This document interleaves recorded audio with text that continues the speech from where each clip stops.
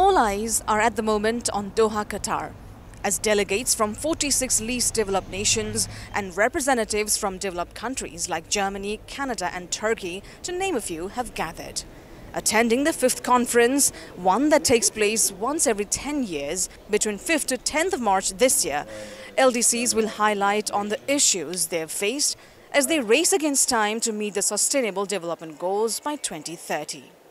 Speaking at a session, the Deputy Prime Minister of Nepal stated that the existing structural impediments, the COVID pandemic and geopolitical tensions have impeded development efforts of the country, calling on the global community and development partners for mutual accountability. And so many malaise of underdevelopment in collaboration with development partners, including UN agencies.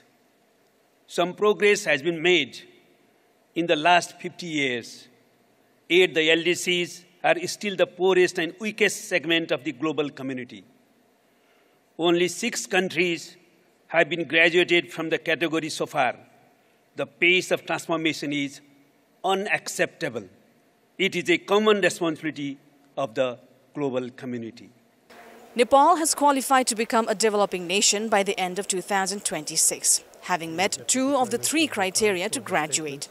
But the pressing question is, are we ready to transition and whether there's a risk of sliding back? There are many factors that come into play. There are added challenges for the country considering the economic and political factors. There is no guarantee that we will graduate in 2026. Nepal has a few key concerns facing it.